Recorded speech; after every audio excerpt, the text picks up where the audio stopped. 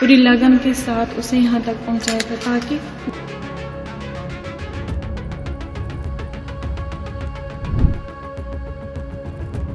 नहीं। वो पहले उन्होंने कहा कि उमर कहाँ है, हमने बोला दिल्ली में है। वो जब घर आता था ना, बस लास्ट फ्राइडे को हमने उमर के साथ बात की। दिल्ली ब्लास्ट केस में एक नई जानकारी निकलकर सामने आ रही, क्योंकि कथित तौर पर जिस व्यक्ति को इस हमले के लिए जिम्मेदार बताया जा रहा है उसकी भाभी का बयान सामने आ गया है और उसकी भाभी ने अपने बयान में कई बड़े खुलासे किए हैं।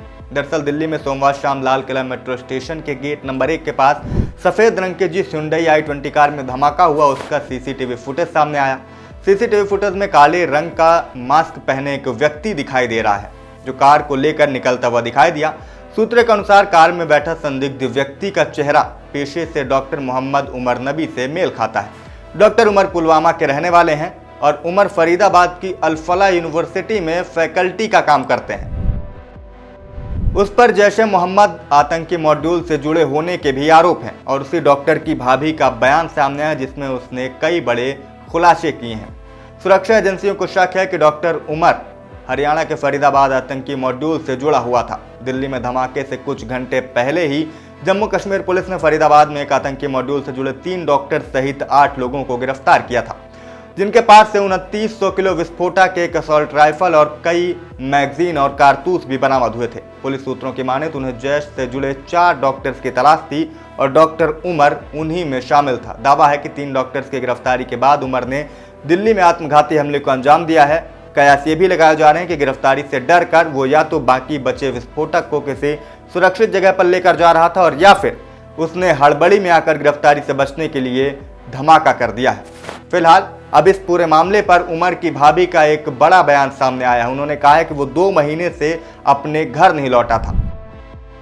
उमर की भाभी मुजम्मिला ने न्यूज एजेंसी NI से बताया कि पुलिस मेरे पति, देवर और सास को उठा कर ले गई है।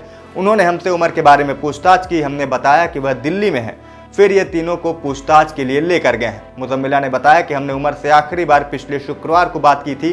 उसकी सगाई हो चुकी थी और अभी शादी नहीं हुई थी। वह पिछले 2 महीने से घर नहीं आया था।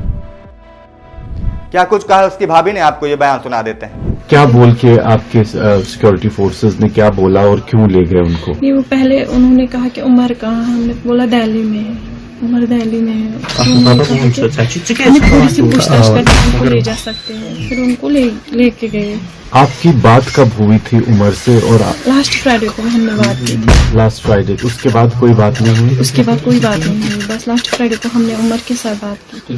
करते थे ना, बच्चों के साथ बातें करते थे, बच्चों से बहुत प्यार था, जुड़ाव था, लगा था, उस वजह से वो ज्यादा बात। वो जब घर आता था ना, वो क्रिकेट में इन्वॉल्व रहता था, बहुत लगाव था, बहुत लत थी क्रिकेट की उसे। हॉस्पिटल का रूल है, वो तो उन्हें वहीं पता होगा, या तो हमारे घर आता होगा तो मैं बोलती कि वो आया है।